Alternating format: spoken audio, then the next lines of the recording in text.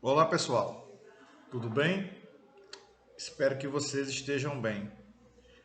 Hoje nós teremos mais uma aula gravada do conteúdo de história, esse conteúdo que faz parte da base curricular dos assuntos que compõem lá o oitavo ano que já começamos a vivenciar, já começamos a trabalhar sobre um conteúdo que eu vim na última aula batendo na tecla, venho batendo na tecla da importância desse conteúdo, de quanto ele vai permear as características desse período, não é?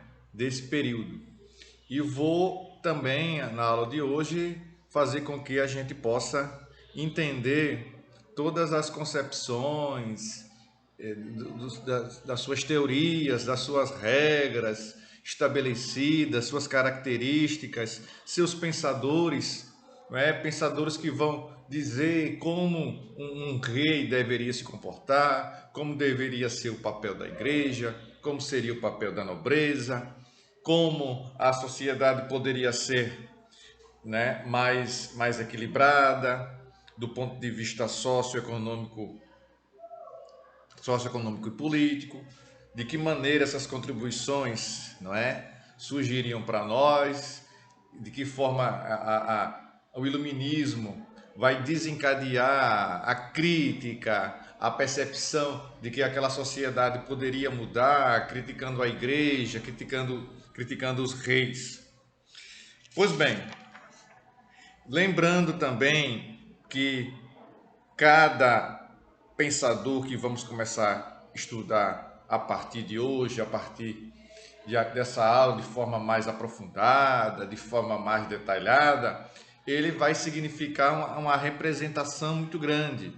Ele vai dizer como a sua visão diante daquilo que ele está vivenciando, seja na França, seja na Inglaterra, seja na Suíça, seja por exemplo, seja num país que ainda não está unificado, como as questões econômicas elas são debatidas, as questões políticas, como cada rei vai começar a se comportar, a ser também chamado de déspota esclarecido. Esse termo déspota significa que ele tem uma visão, como diria,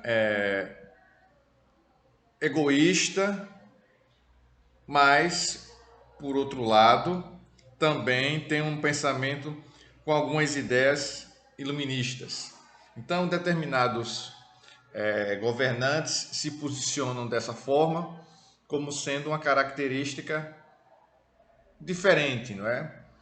Alguns governantes na Europa começam a ter essas posturas de mesclar o despotismo em alguns momentos e também tomar medidas, não é, vinculadas ao iluminismo. E aí nós vamos começar a se debruçar, estudar, entender alguns exemplos, não é? Um exemplo que poderíamos citar é um déspota esclarecido que é Marquês de Pombal, não é? Sebastião José de Carvalho e Melo. Vamos então iniciar a aula de hoje do ponto de vista teórico, né, com um conteúdo propriamente dito, na página 24. Eu fico sempre preocupado em deixar bem claro para vocês o significado de determinados termos. Por exemplo, enciclopedismo, não é?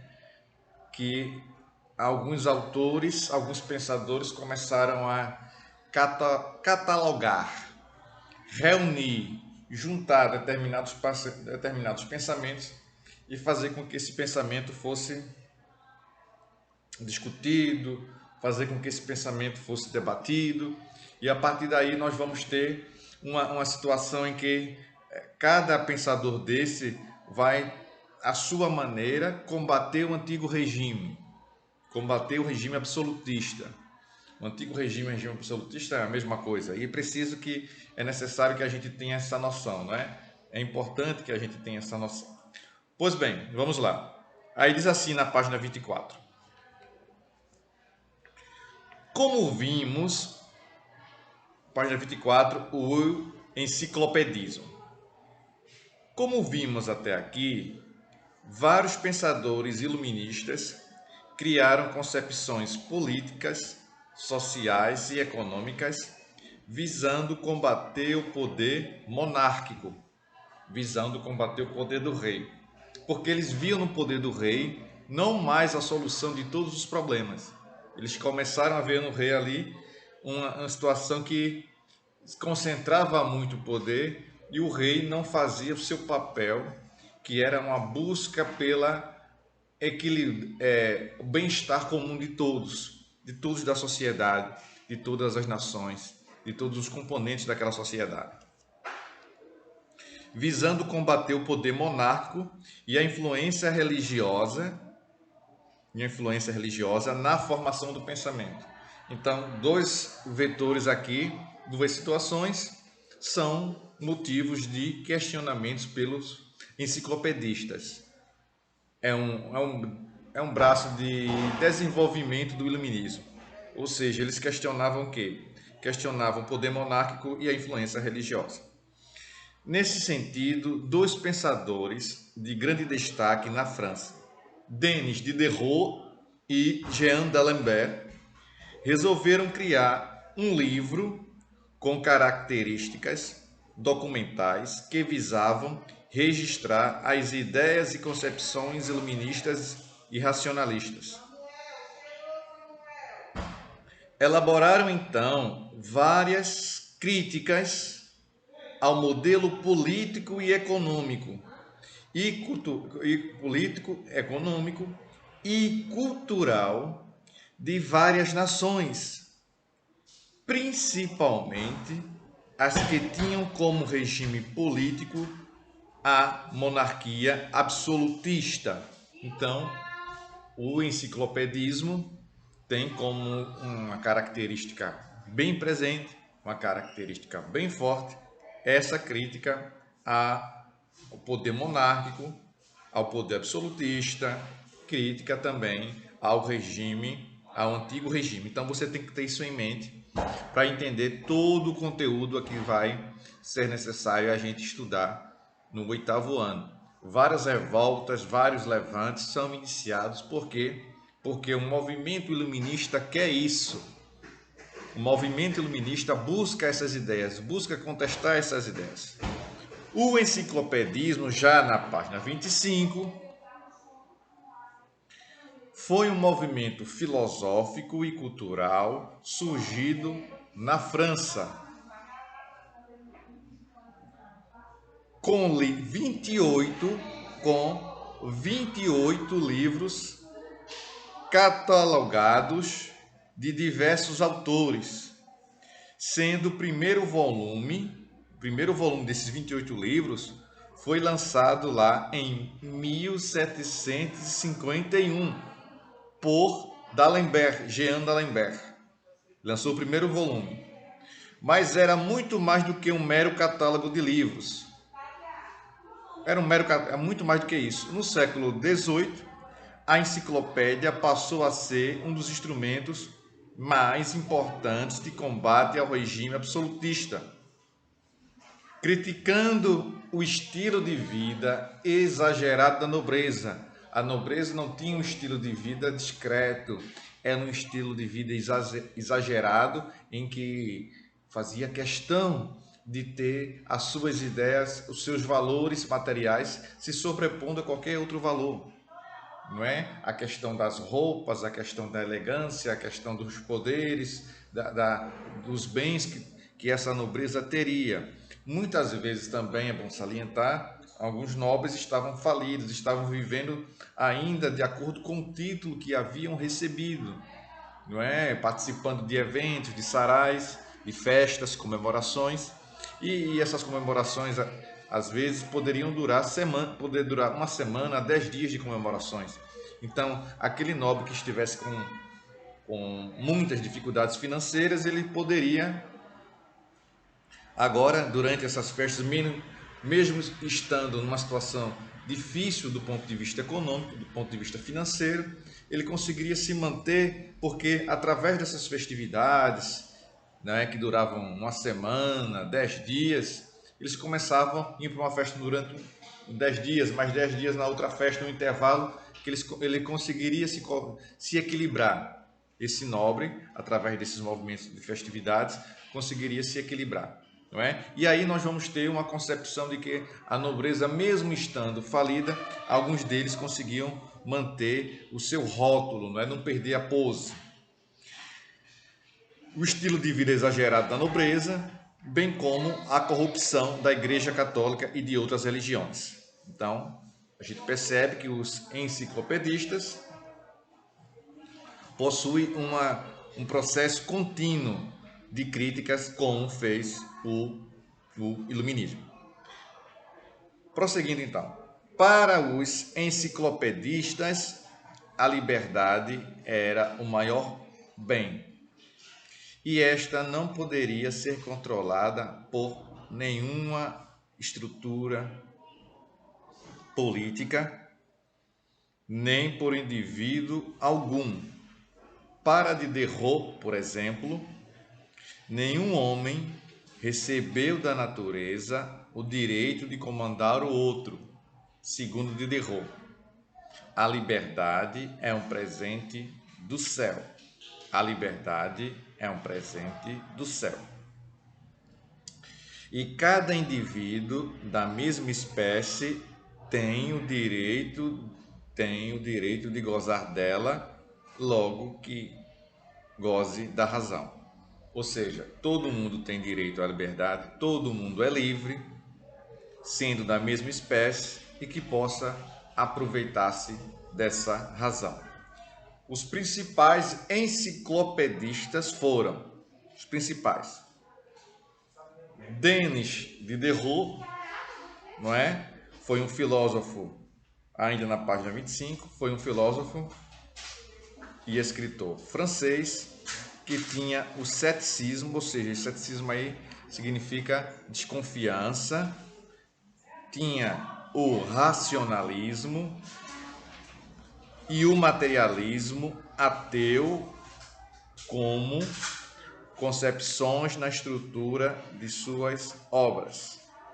Então, esses pensadores não estavam acreditando em Deus, viam Deus como infringindo, fazendo com que as pessoas não tivessem liberdade, e para ter a liberdade, segundo a visão de Diderot, seria importante cada ser humano a ser livre e não se deixar influenciar por concepções teológicas, seja da Igreja Católica ou da Igreja Protestante, que havia surgido também, não é? Então, Diderot, prosseguindo aí, ganhou destaque com sua obra A Enciclopédia. O homem era a base de suas análises, em que Diderot considerava a natureza humana, suas relações morais e éticas, bem como a ideia religiosa de destino, que por sinal foi alvo de suas principais críticas. Ele entendia, olha aí, aquilo que eu abordei agora há pouco, né? Ele entendia que a religião afastava as pessoas do racionalismo. Ou seja, as pessoas começavam a pensar, as pessoas pensavam, acreditavam em algo baseado na religião, ele já não concordava, porque ele dizia que Deus, que a religião iria influenciar o pensamento daquele homem, daquele ser humano. E ele defendia que o homem se afastasse das questões religiosas, porque isso iria fazer com que ele tivesse uma maior, uma maior liberdade. Então, um homem moderno, um homem enciclopedista, um homem influenciado pelo iluminismo, ele pensa de forma racional e não se deixa influenciar por questões religiosas. Por quê? Porque ele se aproximando das questões religiosas, ele não vai ter um pensamento racional, ele vai deixar-se influenciar pelas questões de Deus. E indo, se influenciando pelas questões de Deus, segundo Diderot, o homem fatalmente vai perder a sua liberdade. Vamos conhecer outro? Muito bem. Vamos conhecer o outro pensador enciclopedista. Quem é ele? Muito bem. Jean d'Alembert. Foi um filósofo e matemático nascido em Paris, na França. Logo cedo ficou famoso por um princípio básico de mecânica, publicado em obra em 1743, que acabou conhecido como princípio de D'Alembert, aplicado à solução de vários problemas de movimento e fluidos. Na matemática, elaborou equações diferenciais ordinárias. Estudou também leis de resistência e mecânica celeste. Seu trabalho como um enciclopedista lhe deu ainda mais notoriedade. Então, a gente percebe que ele atuou nas questões na área da matemática, elaborando equações diferenciais, e também passou pela questão da mecânica, e o seu trabalho como enciclopedista vai fazer com que ele fique mais famoso, vai ganhar notoriedade, então. Ainda na página 25, aqui nós temos aí a foto de D'Alembert, que traz uma legenda que fala assim. Diz assim a legenda: Jean d'Alembert foi um dos editores da enciclopédia e suas áreas de contribuição para essa obra foram ciência, matemática, assuntos contemporâneos, filosofia e religião, não é? Significa aí que ele contribuiu por demais, ele foi além da questão da matemática e foi contribuir também para o iluminismo enciclopedista. Os principais iluministas. Tradicionalmente, os livros de história trazem Voltaire, Montesquieu e Rousseau como sendo os principais. Aqueles que, quando se estuda o iluminismo, eles jamais poderão ser descartados. Então, são esses pensadores que a gente pode colocar como, usando uma nomenclatura, podem ser considerados como sendo os pensadores clássicos do iluminismo, ou seja, eles não podem deixar de serem estudados, não é? Voltaire, Montesquieu e Rousseau. Muito da estrutura política, do que a gente vê hoje no Brasil e em outros países, muito do que aconteceu naquele período foi uma influência desses três pensadores clássicos do iluminismo. Quando a gente pensa em divisão de poderes, em uma sociedade organizada com esses poderes, os poderes executivo, legislativo e judiciário, nós imaginamos que temos que pensar que Montesquieu foi o pensador que estabeleceu uma sociedade organizada dessa forma. Um poder executivo, um poder legislativo e um poder judiciário. O executivo que executa as leis, ele é um administrador. No caso nosso aqui na nossa república, o executivo tem três esferas: o executivo federal, estadual e municipal. O executivo federal recebe o nome de presidente. O executivo estadual recebe o nome de governador e o executivo municipal recebe o nome de prefeito. Mas vamos lá. Os principais iluministas. Baseados nas ideias iluministas e no racionalismo, vários pensadores criaram obras em diversos segmentos da cultura na Europa, criticando o antigo regime, criticando o absolutismo não é? E as religiões. Para filósofos como Voltaire, a crítica à igreja era o principal objetivo, pois acreditava que a religião levava à divisão social, através do qual as pessoas viveriam na barbárie. As pessoas viveriam na barbárie significa que as pessoas viviam em dificuldades, porque não tinham um contexto racional, não tinham um pensamento racional, se deixavam levar pelas questões religiosas. Daí percebemos que há uma crítica bem severa com relação ao pensamento religioso teológico desse momento aí. Já Montesquieu destinava suas críticas às instituições políticas, principalmente o absolutismo monárquico. Vamos ver agora, vejamos com mais detalhe os principais teóricos. Voltaire foi um dos maiores filósofos franceses e tinha como bandeira de luta a defesa da liberdade individual das pessoas e a limitação de poder político dos governos. Nesse sentido, como dissemos, seus principais alvos de Voltaire. Olha aí, mais uma vez, estabelecendo uma crítica à Igreja Católica. Os principais alvos foram a religião, principalmente a Igreja Católica, e o absolutismo monárquico, o que ficou comprovado em suas cartas inglesas. Voltaire, aproximava-se das ideias do despotismo esclarecido, governo sem a participação popular. Despotismo esclarecido tem um link aí no nosso lado que vai dizer o seguinte: sistema de governo seguido pelos racionalistas do século XVIII.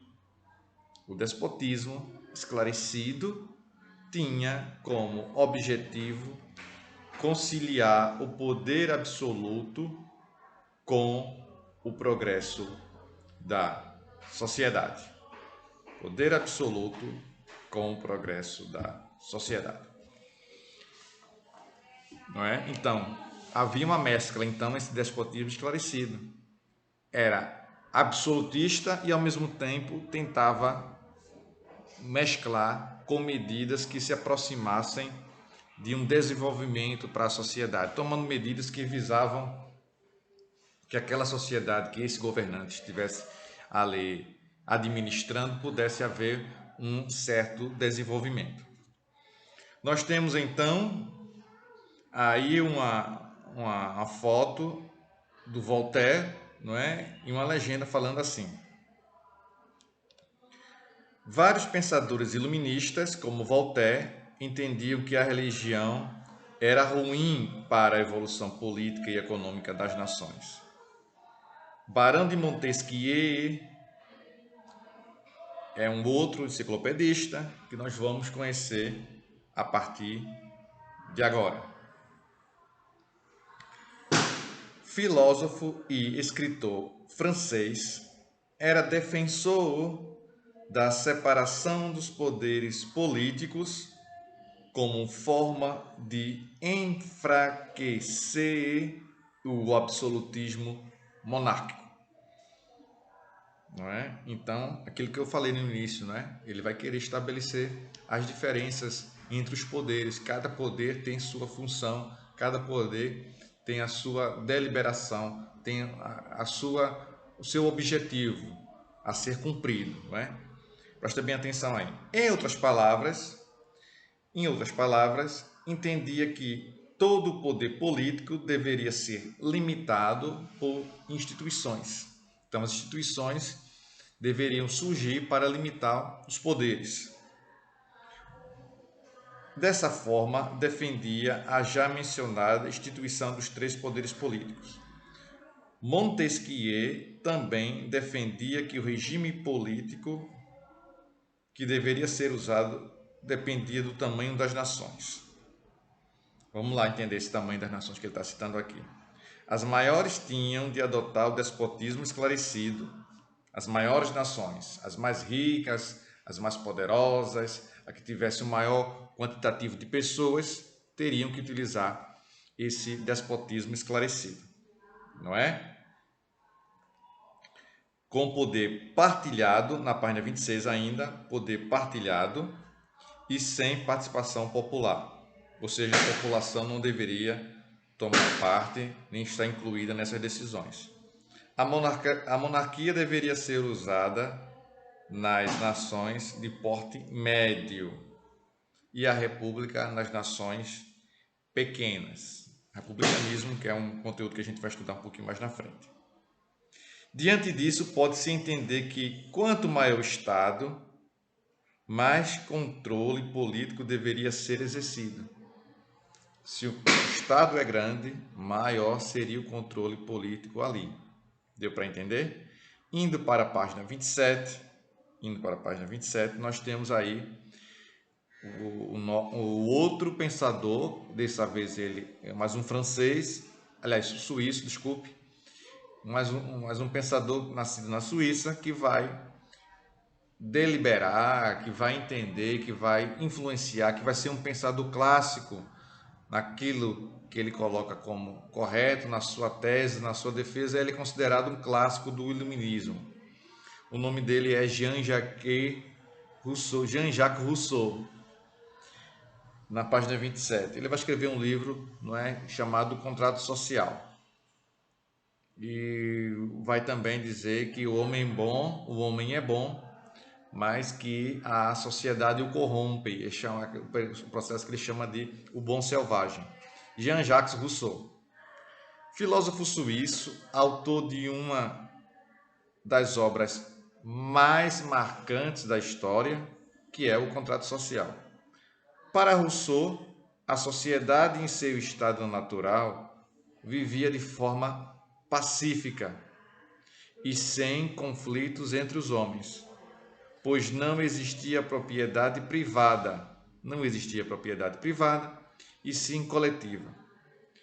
Foi justamente a propriedade privada que estimulou a disputa entre os homens na busca de se apropriar das terras cultiváveis. Surgiu também a necessidade de se organizar um Estado baseado num contrato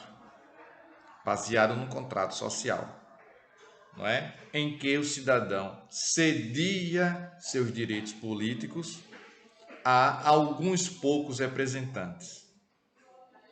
O poder do Estado estaria limitado em função da vontade da maioria, o que seria uma espécie de poder legislativo. Então, o ser humano, o homem, o cidadão, iria ceder seus direitos para que alguns poucos representantes estivessem nesse poder legislativo. Poder legislativo, a Câmara Federal, nossa aqui, o Senado, não é? O Senado, a Câmara Alta, a Câmara dos Deputados, a Câmara Baixa. Nos estados, as assembleias legislativas, é o poder legislativo, e no município nós temos as câmaras de vereadores, tá bom? E aqui na página 27 nós temos uma questão que diz assim: praticando conhecimento. Prejudica-se mais o progresso do espírito atribuindo mal às recompensas de que as suprindo. Jean d'Alembert foi um enciclopedista muito conhecido e, junto com Diderot, revolucionou o conhecimento na Europa moderna. Com base no que você estudou, analise abaixo o enciclopedismo. A resposta: foi um movimento filosófico e cultural surgido na França, através do qual pensadores como Diderot e d'Alembert organizaram uma enciclopédia com 28 livros catalogados de diversos autores, vírgula, sendo publicado em 1751, que tinha como objetivo criticar o absolutismo e a corrupção da Igreja Católica. Pessoal, eu estou terminando por aqui a aula de hoje. Na próxima aula nós vamos prosseguir já entrando no liberalismo econômico e no despotismo esclarecido que vai surgir lá na Prússia, na Áustria e na Rússia também. Tá bom assim? Tchau para vocês, um forte abraço e até a próxima. Tchau, pessoal.